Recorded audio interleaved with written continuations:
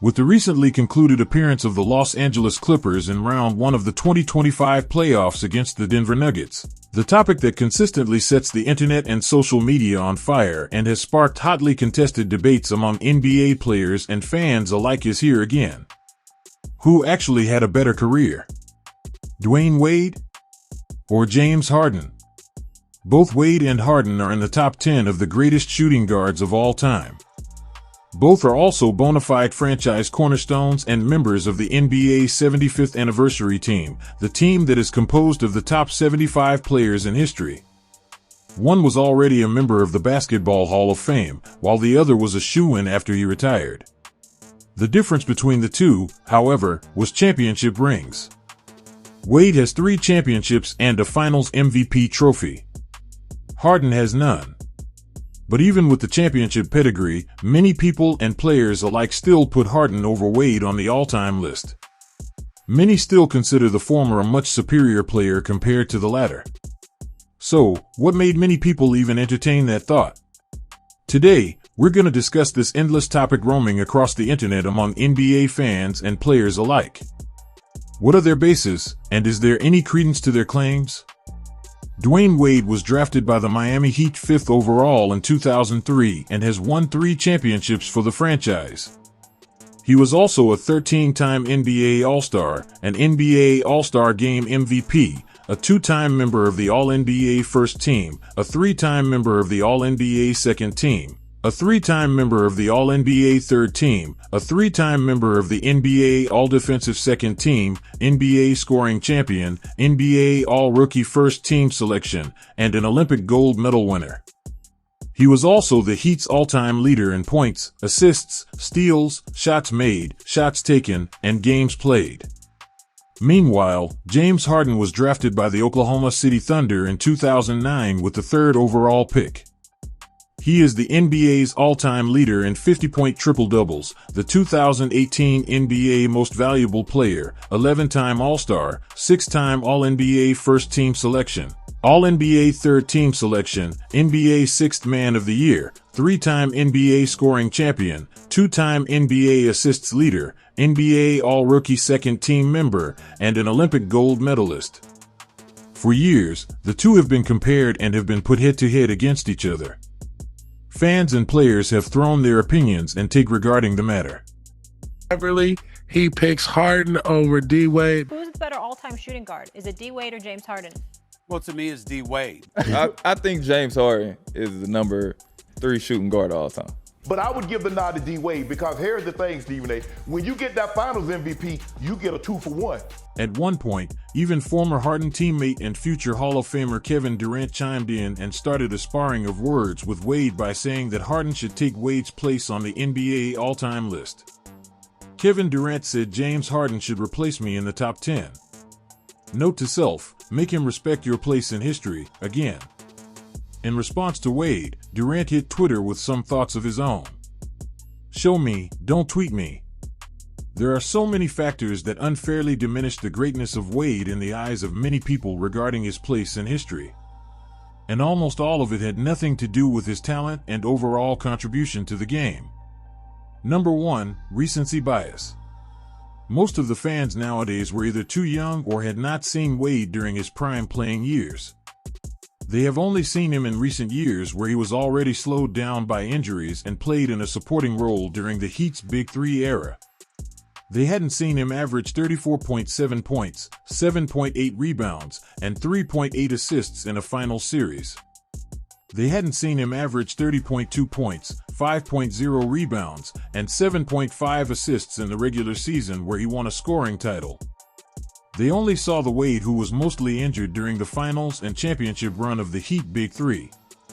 Those Michael Jordan-like numbers in the 2006 finals, by the way, have won Wade the Finals MVP trophy and is the 3rd highest average for players in their first finals appearance. Number 2, sacrifice. Wade has sacrificed his stats when LeBron James arrived in Miami. In 2010, when James teamed up with Wade on the Miami Heat, the two of them were asked by reporters who would be the team's number 1 guy, knowing very well that the two of them were legitimate franchise players and were used to having the ball on their hands most of the time and in crunch time.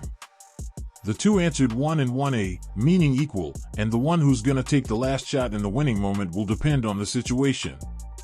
The opponents should pick their poison, the two added.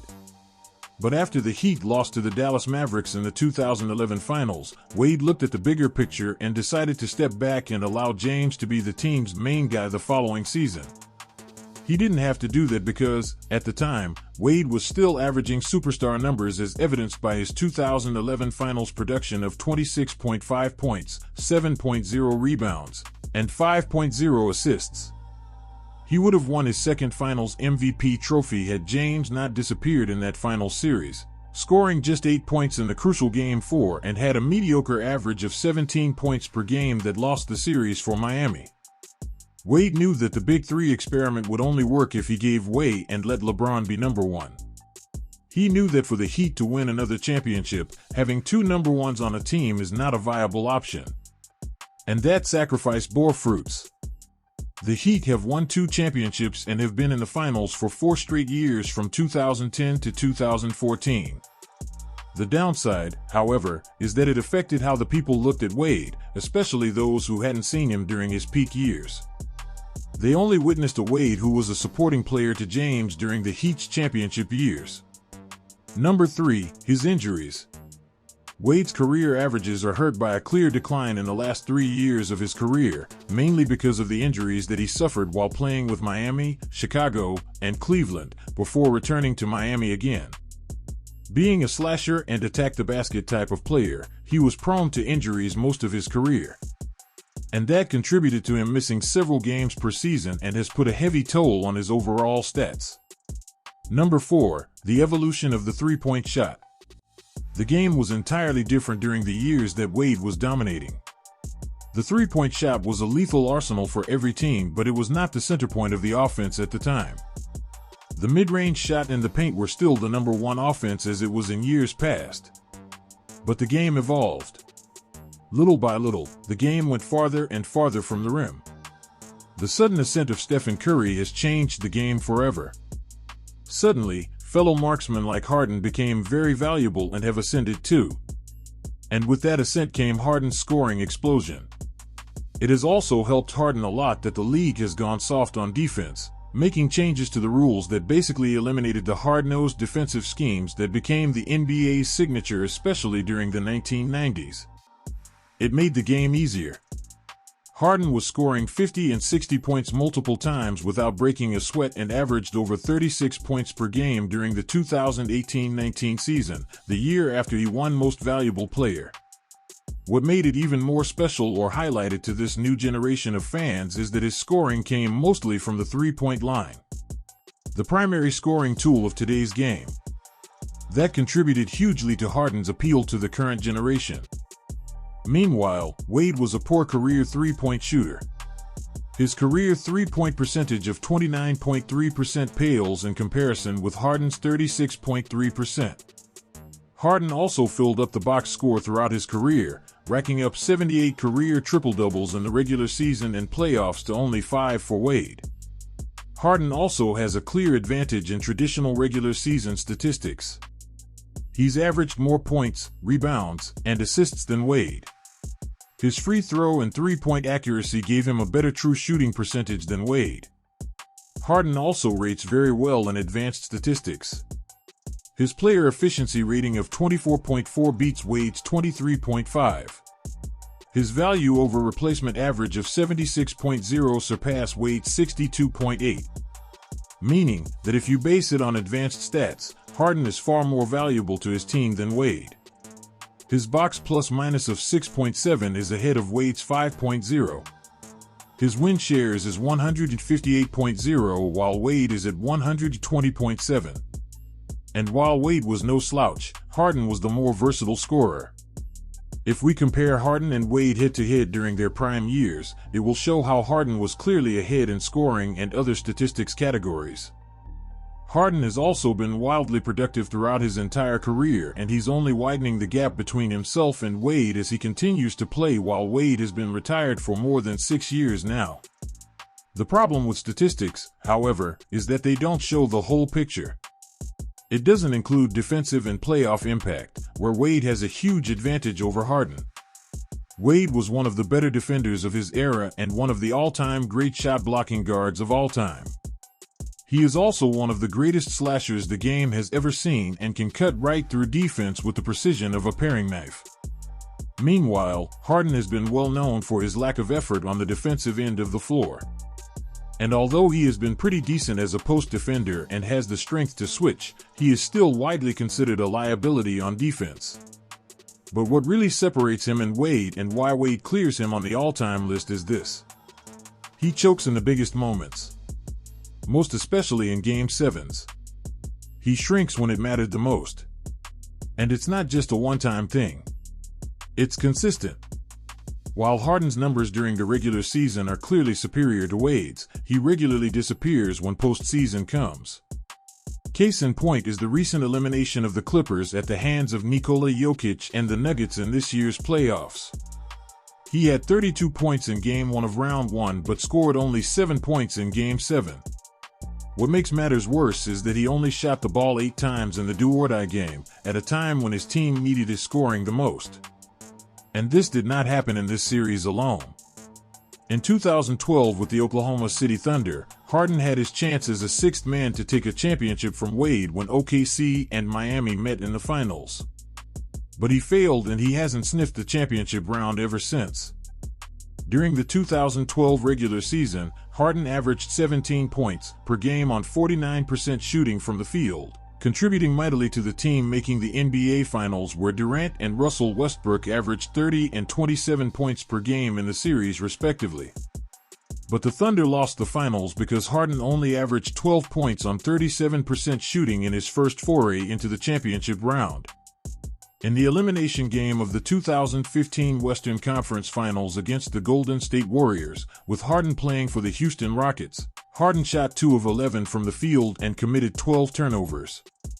In Game 5 of the 2018 Western Conference Finals against the same Warriors team, Harden shot 5 of 21 field goals and made history by shooting 0 for 11 from 3. The series went 7 games and the Rockets were on the verge of defeating the defending champs, leading by 11 at the half. That is until the Warriors hit the Rockets with a 33-15 flurry in the third quarter and never looked back. Harden shot 2 of 29 from the field and 2 for 13 from 3. In 2022, Harden, who was then playing for the Brooklyn Nets with Durant and fellow superstar Kyrie Irving, was traded to the Philadelphia 76ers before the NBA trade deadline. There, he would team up with league MVP Joel Embiid, where they led the Sixers to the playoffs. In Game 6 of the Eastern Conference Semifinals, a home elimination game against the Heat, Harden played for 42 minutes but only shot 4 of 9 from the field for a game total of 11 points. In the 2023 Eastern Conference Semifinals against the Boston Celtics, it appeared that Harden was about to redeem himself finally from multiple playoff meltdowns. He led the Sixers to a surprising Game 1 road win against the Celtics without Embiid, dropping 45 points on a blistering 7 of 14 shots from 3. He then went on to hit the game-winning shot in overtime to tie the series at 2-2. He followed it up by having a decent Game 5 performance to help Philadelphia take a 3-2 series lead. But then closing time came once again and Harden does what he does best. In the potential series-clinching Game 6, Harden scored just 13 points on 4 of 16 shooting, 0 for 6 on 3, and had a team-worst -10 plus-minus. In Game 7 in Boston, Harden had 9 points on 3 of 11 shooting and 5 turnovers.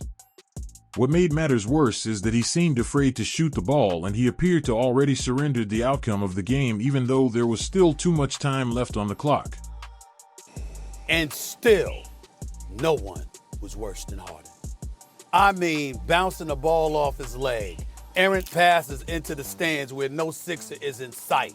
Looked like complete panic had set in before ultimate resignation. Yes, the Philadelphia 76ers quit. Time and time again, when his team needed him to deliver, James Harden has failed miserably. He didn't have the heart to win in big moments. He didn't have the will and the ability to rise in pressure situations. In short, you can never depend on him when a series is on the line. Time and time again, he failed mightily in the winning moments. Meanwhile, Wade has been a playoffs and finals riser for the majority of his career. He plays bigger when the lights are at their brightest. He performed his best when the pressure was at its highest. In the 2004 playoffs, rookie Wade hit the game winner in round 1 against Baron Davis and the then New Orleans Hornets. The Heat went on to win the series in 7 games, solidifying Wade as one of the up-and-coming stars in the game. In the 2006 NBA Finals against the Dallas Mavericks, the Heat were down 0-2 in the series. The Mavs were leading by 13 with 6 minutes left in Game 3 and were on their way to a commanding 3-0 lead in the series. That was until Wade put up his cape and decided it was not the way they were going out.